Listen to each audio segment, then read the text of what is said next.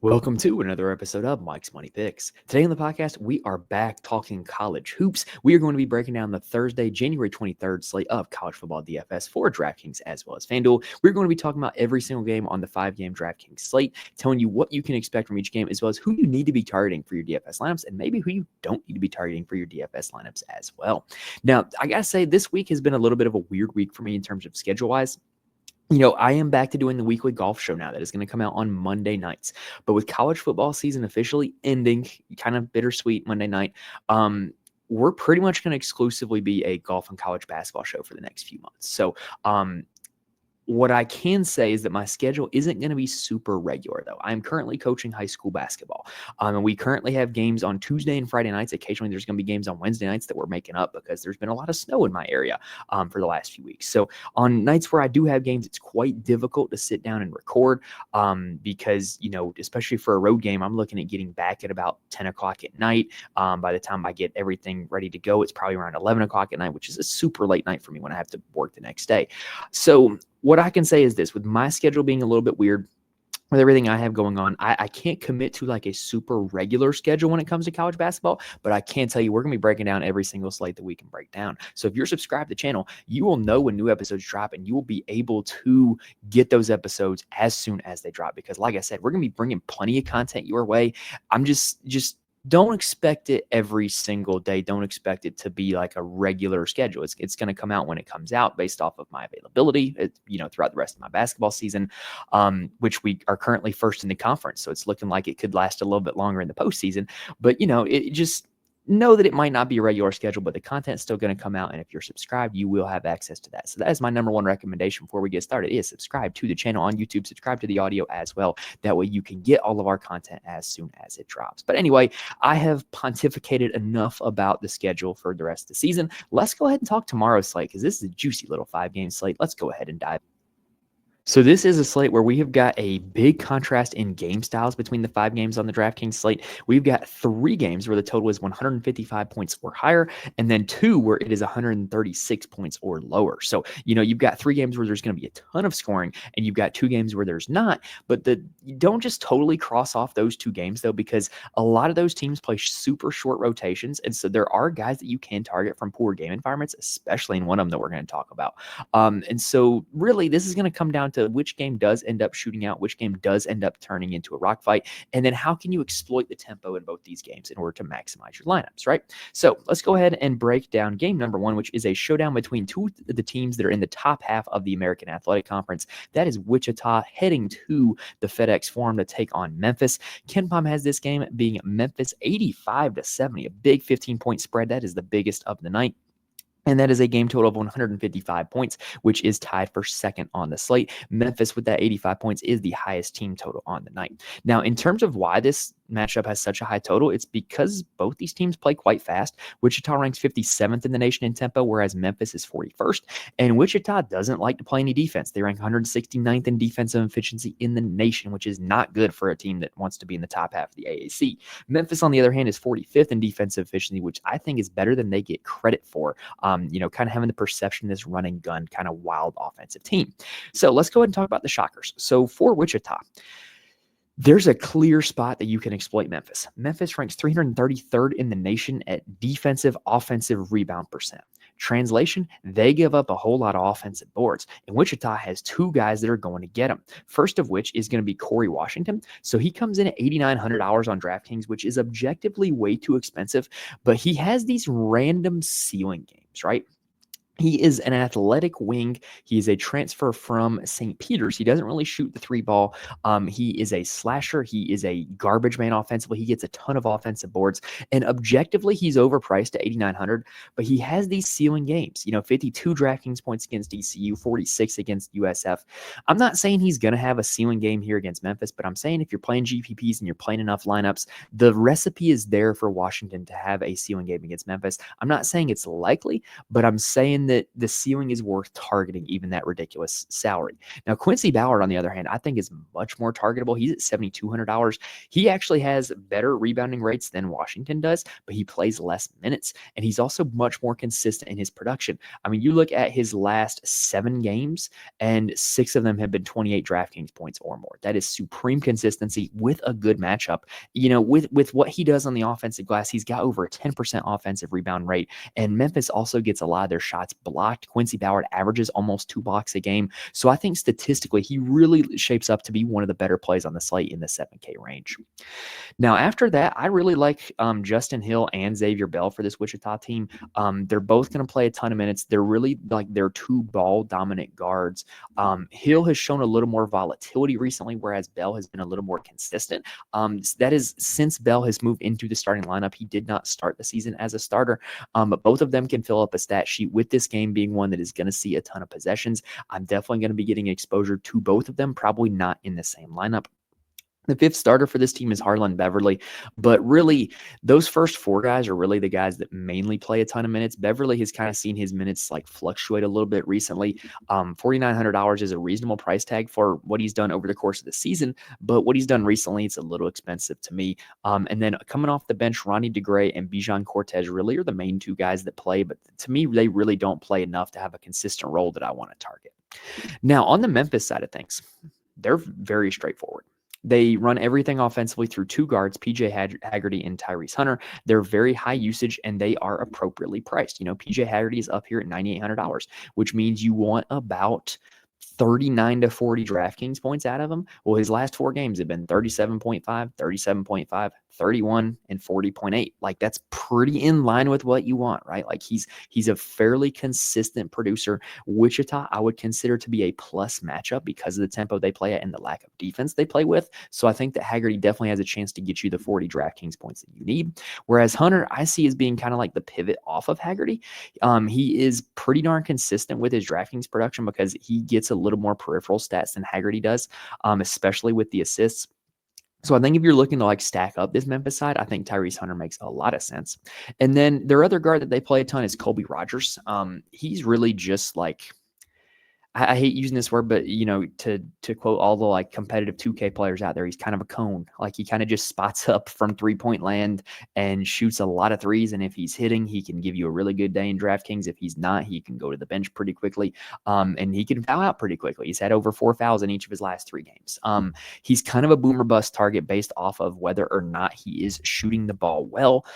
So I don't know. I don't traditionally target guys like that. That's just generally not the profile of player that I want to go after. And on this slate, I think there's objectively better value plays out there.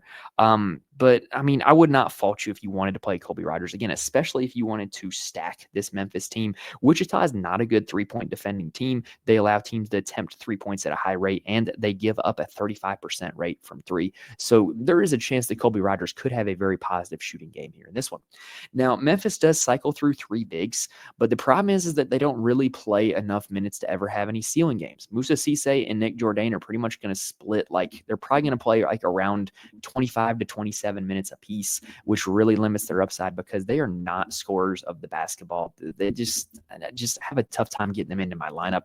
Dane Danger is the guy that I would like to play a little more, but again, he's very unlikely to see more than 25 minutes, but he plays with a super high usage rate when he's out there. He is an interior presence that you really have to account for when he's out there. He's just not out there the whole game. Really, the path to success for Danger would be like Cisse or Jourdain getting in foul trouble, and all of a sudden he has to play 28 to 30 minutes, but I just don't think that's a super likely scenario. Whereas likewise, Jourdain and Cisse could probably see a little bit more if Danger gets in foul trouble. So it's just a situation that's really tough to target. I certainly wouldn't recommend playing more than one of them in the same lineup. And really, I'm probably not going to have a ton of exposure to all 3 of them combined, but Danger is my favorite of the 3. Now, off the bench, Memphis does play Virginia transfer Dante Harris and PJ Carter quite a bit. But it's not really enough to be like super concerned about. Harris was like really highly touted when he came in. The last 3 games, he's played over 14 minutes in each game, but his DraftKings scoring 13, 9, and 6, that ain't really going to cut it. If you're really looking for a punt play, I think you could do worse than Dante Harris, but I definitely think there's better out there. All right, game number 2, which is one of our rock fights of the night.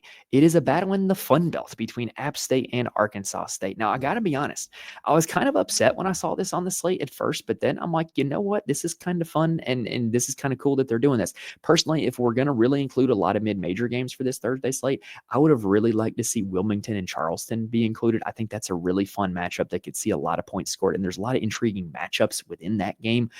So I was disappointed that, if we're going full mid-major, we didn't go full mid-major on DraftKings, but this is a game that's worth talking about because these are 2 of the top 4 teams in the Sun Belt. This is a matchup that matters. And the Sun Belt, they've really got 4 teams that have separated from the rest of the pack this year. These are 2 of them.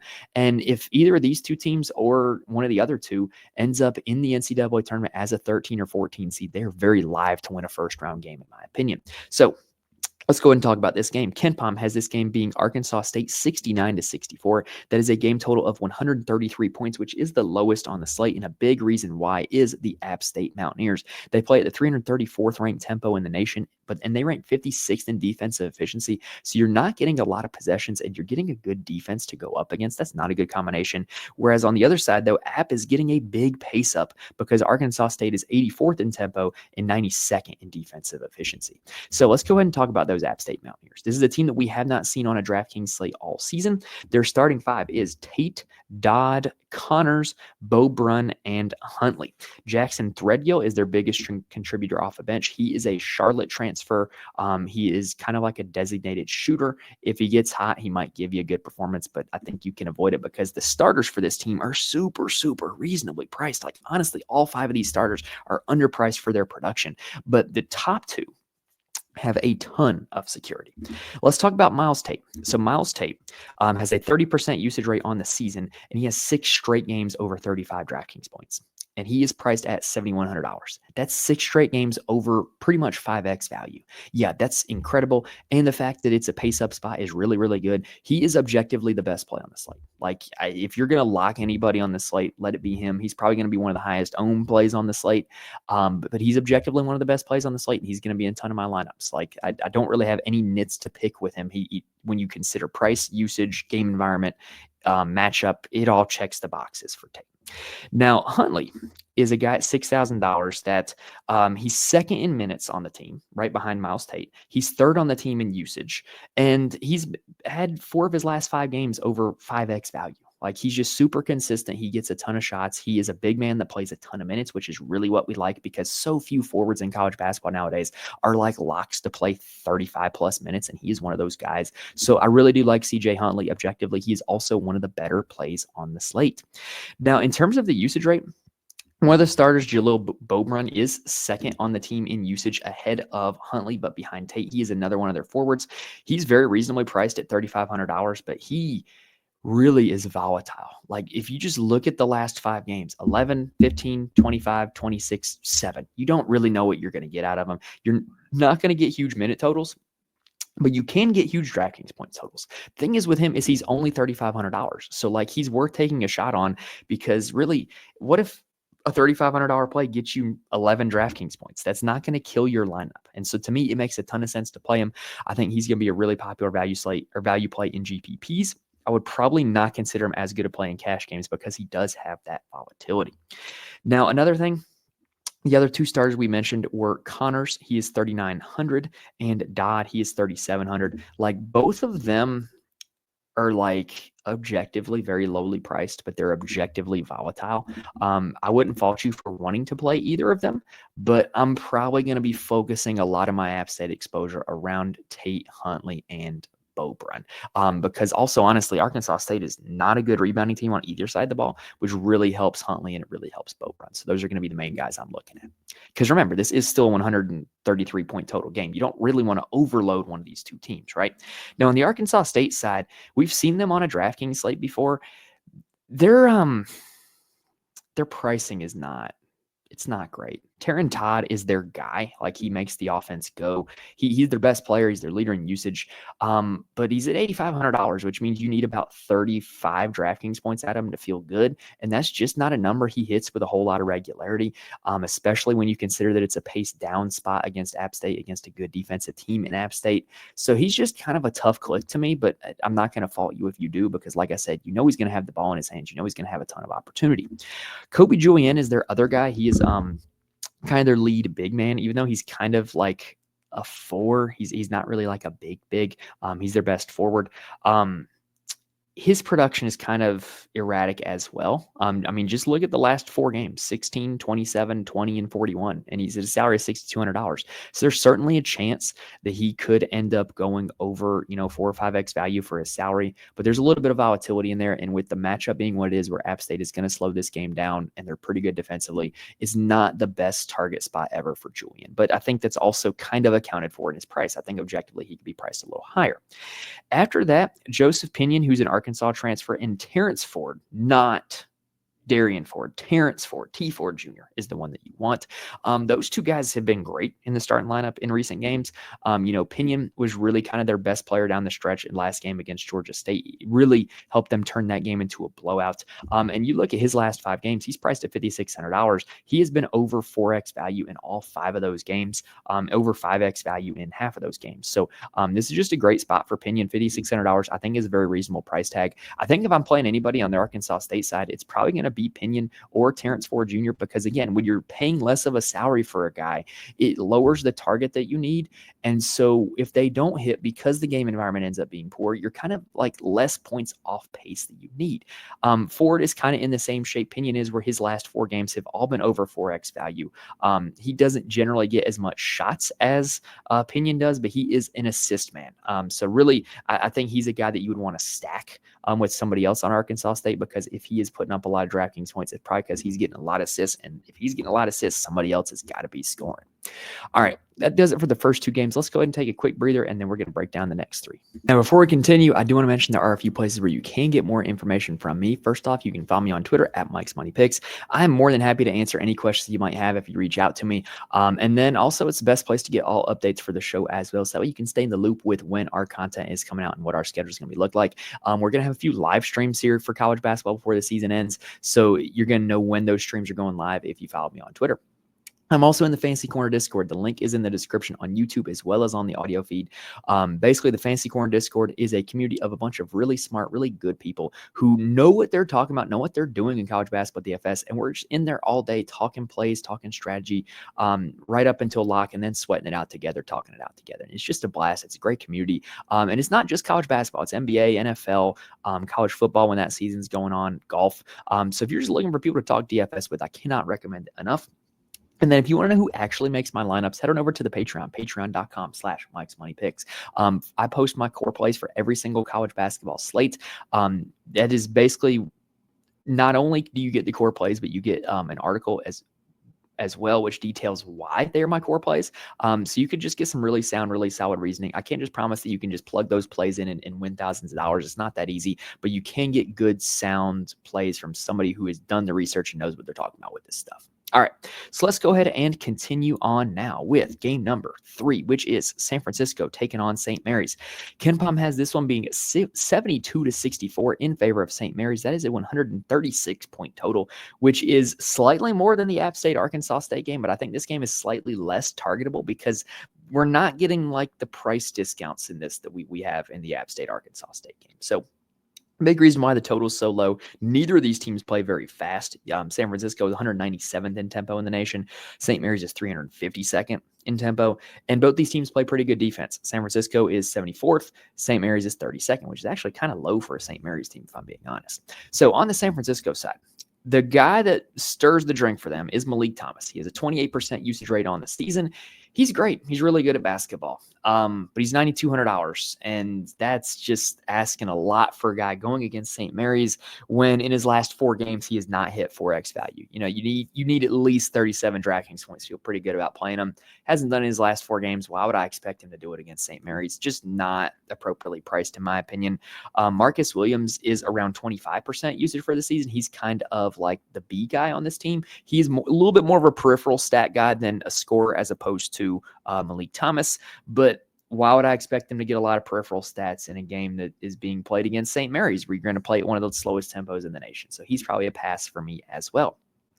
The guy that's really going to have to show up for this team is Carlton Lingard. So Lingard is their big. He does not often play a lot of minutes. It just varies. Sometimes he can get in foul trouble. He's a pretty big fella, so sometimes he just gets tired. And really, he struggles to put up consistent DraftKings outputs because of his inconsistent minute total. But when he does play a lot of minutes, he can give you a big game, like last game against Oregon State, where he played 32 minutes, put up 30 DraftKings points. Why is that significant? Well, first off, Oregon State is not a team that plays at like a really fast tempo. Second off, they play 2 bigs primarily, which means that you need to play your good bigs more going against them. St. Mary's is going to do the same thing. So you can make an argument that Lingard is going to be on the floor a ton in this game because he's going to be needed. And if he's going to be needed, if he's going to be on the floor, as long as he can stay out of foul trouble, he can give you a lot of DraftKings points. He plays with a 21% usage rate, and the only thing that's been limiting him this season is his minutes. And so if he does end up playing a big minute total, he is a guy that I do think you can target. Even though, this St. Mary's team is really tough to target guys against, I think this is a spot that you could target Lingard, because while the fantasy points per minute, because the bad matchup might be lower, the overall minutes that he plays might be higher because of who he's going against. Now, after those 3, Tyrone Riley does start, but I'd rather just target Marcus Williams, and I don't really want to target Marcus Williams. And then after that, you've got Junji Wang, who does start at the 4. Then Dwight Newberry was the returning starting power forward for this team. He's been out since December. There's no indication that he's going to be back. If he were to come back, he would instantly come back to being a starter. He would be one of the best value plays on the slate, but I don't think he's coming back. I can't find anything that indicates he's coming back anytime soon. So Wang is the 5th starter. And then Ryan Beasley's kind of a wild card off the bench. He can have these random big games. I don't think it's super likely it happens against San Francisco, but if you're looking for a cheap play at the guard spot and you don't want to play the Arkansas State, App State guys, I think this is a great spot to do so, because there's not a whole lot of really good cheap guards on this slate. And if the App State guys bust, then Ryan Beasley would be a great leverage play. That's my advice. I don't think it's super likely he turns out to be a great play, but I think from playing the game theory perspective of DFS, I think he provides a ton of leverage over those cheap App State guys. All right, now let's talk about the St. Mary's side. So St. Mary's has a very clear big 3. It is Paulius Marascus, Mitchell Saxon, and Augustus Marshallonis. I've been told that is how you pronounce that name because his dad played in the NBA, but that was before I was born. So Marshallonis is how I've been told to pronounce it. All right. So that's their big 3. They're their high usage players. They are just really gritty, solid college basketball players. They're their elite level rebounders. Marascus, I do believe, is a little bit overpriced at $8,000. I just struggle to pay that much for the guy. I just do. Mitchell Saxon at $7,800. I got a little more interest in. Saxon is a little bit better of a rebounder, a little bit more of a shot blocker. So that has me having a little bit more interest in him as opposed to Marascus. That's just how I personally see it. If you wanted to go the other direction, I wouldn't fault you. They're going to be on the floor a ton. They're going to see the basketball a ton. They're going to get a ton of rebounds. They're going to block a few shots. Next, Augustus Marshallonis is the engine behind the offense. He's pretty darn volatile in DFS scoring. San Francisco is not exactly like a plus matchup, but it is a matchup where he should play a full minute load, because if you look at his recent games, the minute totals have been fluctuating because they've been blowout wins. And so this should be a pretty close game. So he should be out there a ton, should be able to get his full complement of stats. $7,300 I don't think is an unreasonable price. I kind of dig it. He's probably going to be my most likely to play guy on this St. Mary's team. Now, their other 2 starters are Luke Barrett and Jordan Ross. Both of these guys, I'm probably full fading Barrett, but I'm probably going to have some interest in Ross. They have what I call narrow pathways to success. And what does that mean? So if you look at Luke Barrett, he is not the most prolific shot taker, right? He is not the most prolific shot maker. Doesn't shoot the ball at a high percentage. But he plays a ton of minutes. And so really, you're not going to get a game from him where all of a sudden he takes 18 shots, or all of a sudden he makes 5 threes. You're not going to get like a ceiling scoring game from him. And he already plays a ton of minutes. So you're not going to see a game where he elevates his minute total. It's just really hard for me to see him having a ceiling game at $6,900. If he were $4,900, I'd be all over him. But $6,900, yeah, I'm gonna need more out of him. Like, he's not a big shot guy. Just I like my guys when I pay that much for him to be able to score the basketball, or to be able to see a pathway where they could have a ceiling game. And I'm just not seeing it with Barrett. Jordan Ross, $5,100, is kind of in the same boat, except he's a much better shooter, much more efficient shooter, and he doesn't often play as many minutes. The usage rate is still pretty darn low overall, but I just think there's a little more of a pathway to Ross at $5,100 than there is for Barrett at $6,900, especially considering, like I said, they've been playing blowout games recently, and his minute totals have been lower than they usually are in these blowouts. So if this game does stay close and Ross is out there for a full complement of minutes, then even though he's not a super high usage player, even though he's not like the biggest stat guy in the world, $5,100, he could achieve value for that price tag. All right, next game up, we have got Maryland taking on Illinois, battling the Big Ten. KenPom has this one being 82-74 in favor of the Illini. That is a game total of 156 points, which is the highest on the slate by 1 point.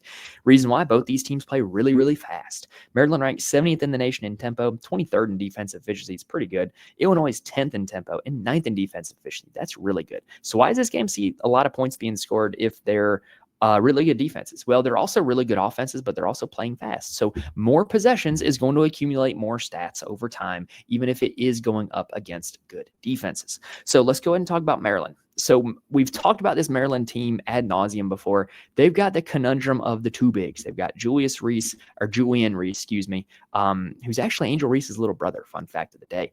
And then they've got Derek Queen. I think Derek Queen, his nickname needs to be the Blizzard because of his similarity of his name sounding to DQ, which is one of my favorite ice cream joints. The S'mores Blizzard is my absolute favorite. So they've got these two bigs, right?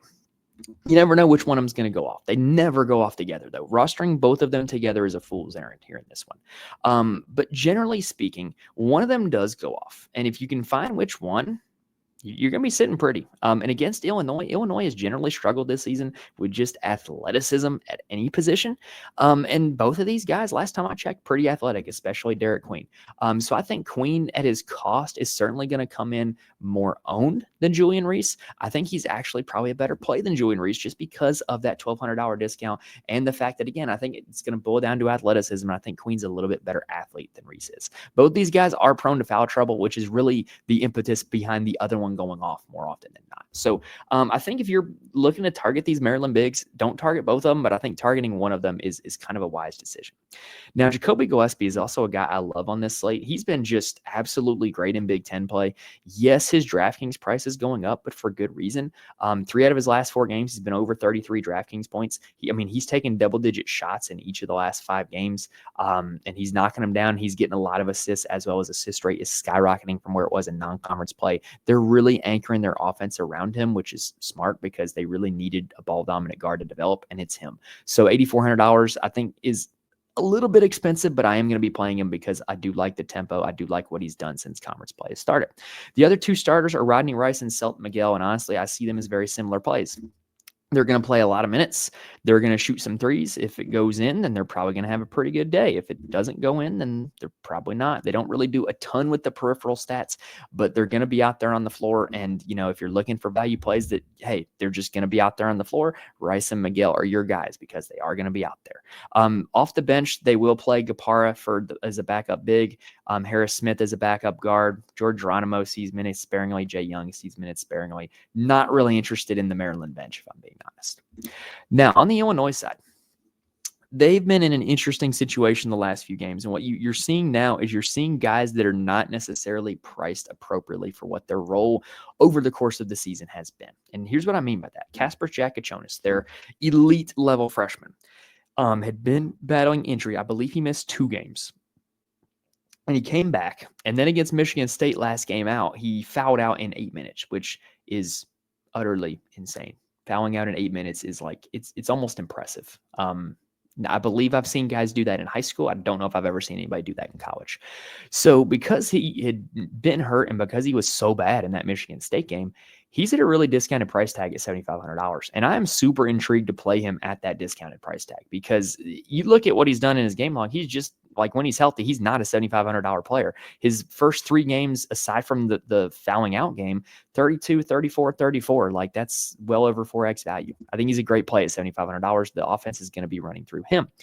Now, what that has led to is that when he was out, Kylan Boswell and Trey White saw a ton of the usage. They saw like just a lot of the basketball in their hands.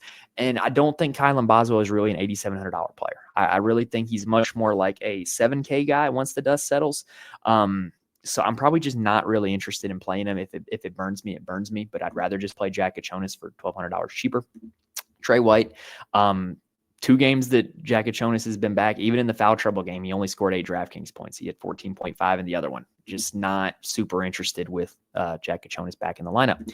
Now, they do have a big fella, Tomislav Ivasic, who produced pretty much independently of the Jack Kachonis injury. Now, he does have some big games. He has some poor games in his game log. You never know what you're going to get from him from a DraftKings standpoint. But if he can stay out of foul trouble against Maryland's bigs, $7,700 is a reasonable price tag. I think he's a solid play. The one guy I do like on this team, though, is Will Riley. He's $4,400. He's a freshman. He comes off the bench. He's very volatile when he's DraftKings scoring, but he has the ceiling to absolutely break a slate, which is what he did last Sunday in the Michigan State game with Jack Kachonis battling foul trouble. Riley was the guy they turned to lead their offense, and he almost led them to a win. 31 DraftKings points in that game, 19.6 boards. Like $4,400, he's got a lot of potential to do a lot more than that. Like I just think that if you're playing GPPs, he's a guy you got to get in your player pool because he has the potential to nuke a slate. All right, let's move on to the last game of the night, which is another battle on the West Coast. Washington State taking on Santa Clara. Ken Pom has this one ranked as Santa Clara 80-75. That is game total 155 points, which is tied for second on the slate. Washington State plays at the 36th ranked tempo in the nation, and they are 87th in defensive efficiency, whereas Santa Clara plays at the 117th ranked tempo and are 95th in defensive efficiency. So you've got 2 relatively fast tempos with 2 relatively average defenses. Like, it's a pretty good game environment. And honestly, this is a game where I think Washington State is a team that you're going to want to get some exposure to because they're really easy to target. They're playing without Cedric Coward and most likely without Isaiah Watts. I haven't seen any timetable on his return, even though DraftKings does give him the Q tag. I'm suspicious of that Q tag. Like anytime a guy's not marked automatically out, you got to be a little suspicious, but I haven't seen anything on Twitter or anything that indicates he's going to be back. So I do think he's going to be out, but with Coward and Watts out, you have seen a super condensed rotation, super condensed usage, and it's led to a team that's really easy to target, in my opinion. And the starters are playing heavy minutes because they're just missing their depth, right? So Nate Calmese is at $9,100, and that's high, but it's totally reasonable. He's been over 40 DraftKings points in each of his last 3 games. He's been over 31% usage rate in each of his last 4 games. Like, this is a guy who's going to have the ball in his hands a ton. He will get you a little bit of boards. He is going to get you a ton of assists. He's got a great assist rate, and he also is averaging 3 steals over his last 4 games as well. So I think this is a great spot for Calmese with it being a good game environment, $9,100. He is the 3rd price guard on the slate, but I got to be honest, at all the top options, I think he's my favorite if I'm just being objectively honest. Now, other than him, you've got a few other guys that you know are going to be out there on the floor a ton. Like Lawan Watts is kind of their wing. He's a forward on DraftKings. I think that's accurate, but I wouldn't fault DraftKings if they did the dual eligibility with the guard forward. He's a guy that can really fill up a stat sheet. So with this being a game total with 155 points, I do think that he is a guy that is certainly considered for cash game lineups because of the consistency that he brings, not only with his scoring, but with his peripheral stats. But you can consider him in tournaments because there is a chance that he could have a ceiling game like he did against San Francisco when he put up 52 DraftKings points. So just love him in this type of game environment. I think $8,300 is a hair more expensive than I would have preferred him at, but I think it's reasonable when you look at the profile of this game and the profile of what this team has been with the Coward and the Watts injuries. Dane Erikstrup is their 7-footer down low, and he's a 7-footer that generally has a size advantage against other guys in the West Coast Conference. It's not going to be the case this game because Santa Clara has their own 7-footer. More on him in a little bit. So I'm a little bit worried about Erikstrup. I think this price tag is a little high, and I don't think he's going to be able to use his big advantage, which is his height. So he's probably not a guy that I'm going to be playing a whole lot of. I will go down to Ethan Price, though. He's a guy that over his last 5 games, he's had 2 that are over 40 DraftKings points. He can randomly nuke a slate. If you're playing GPPs, you got to have him in your player pool. And then in place of Watts starting, they have played Tomas Thrasterson. Tomas Thrasterson. That's what I'm going with. They've been playing him in the starting 5. He plays a ton of minutes, but other than the first 2 games that he did it, first 3 games that he did it, excuse me, he hasn't really paid off a whole lot in terms of DraftKings scoring. But $4,500 for a guy that's in one of the best game environments tonight and is going to play north of 30 minutes, I think you could do much worse than him. And I think he's an intriguing value play at $4,500. The other 2 guys that really play off the bench are Okafor and Why Not, but like really they're playing their starters heavy minutes on this team, and that's really what I would want to be focused on. Now on the Santa Clara side, this is a weird team. It's a weird team, man. Like they're not the easiest to target on DraftKings. So Tyree Bryan had an absolute nuke against Gonzaga last Saturday. 56 DraftKings points, 35, 7, and 4 on 13 for 21 for the field, 7 for 12 from 3. Here's the crazy part. He only had a 27% usage rate in that game. Here's what that tells me.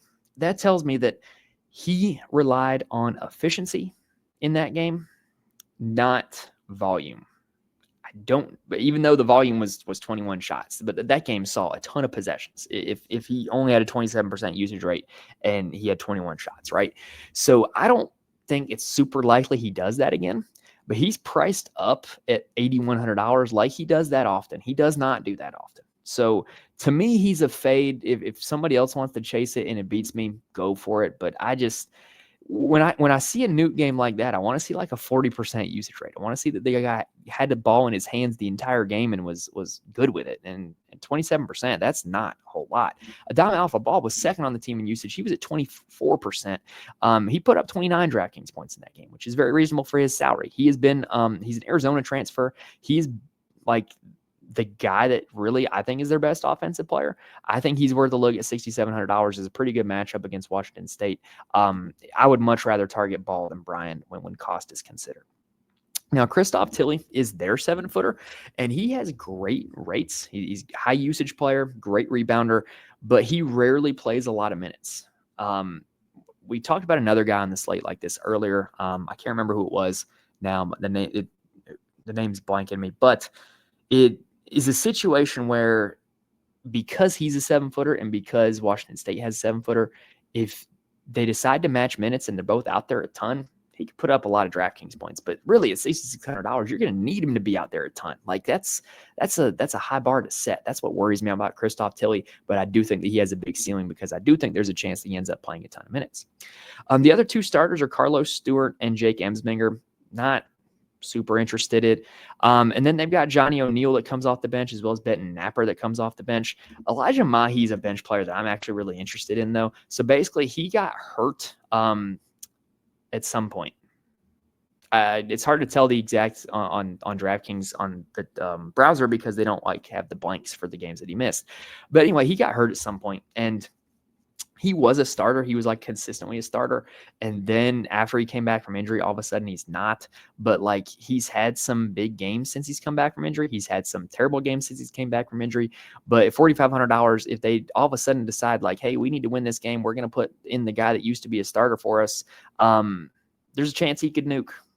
I'm willing to devote a few of my GPP lineups to that chance for a guy that's only $4,500. That's just how I see it. But all right, y'all, that's going to do it here for this slate. That is going to do it here for our episode. So if this helped you out in any way, please hit the like button and please subscribe to the channel. So that way you can be with us for the rest of our college basketball content all season long. Like I said, promising a regular schedule is not something that I can do, but promising a lot of content is something that I can do. And every time I have the opportunity to break down a slate, I am going to be on here breaking it down. And we're going to be doing some live shows as well. So if you're subscribed, you will know when those happen and you will be able to be there for the live. But hopefully we were able to give you guys here in this episode plenty of reason to come back, plenty of information that is going to help you win some money on the Thursday, January 23rd slate. But anyway, that's going to do it for this episode, y'all. Remember, follow me on Twitter, get all those updates for the show, join the Fantasy Corner Discord, get in with the community, and then go look at the Patreon if you would like those core plays. But that's that's going to do it for this episode, y'all. Like I said, hopefully we're able to help you guys out a ton. Obviously, next on the docket, I think Friday has a chance to be a really intriguing DraftKings slate, depending on how they construct it. There's a lot of really interesting games that they could choose to include of the mid-major variety that I don't know if they will or not. But I have a high school basketball game to coach Thursday night. So possibility, depending on what time I get home, how big this slate is, that I could do an episode for Friday, but no promises. But if you're subscribed, you will know if that drops. Got another game Friday night, so it's kind of unlikely that I'm going to be doing a breakdown of the Saturday slate. But the good news is, for every slate that I don't have an episode for, I'm still in the Fantasy Corner Discord talking it up, talking through those plays, and chatting it up. So that's really a great place to go. If you're missing my content and you want my thoughts, head on over to the Discord. But anyway, that's going to do it for this episode, y'all. Best of luck to you guys on the Thursday night slate. Thank you guys for watching and listening to this point, and I will see you guys next time.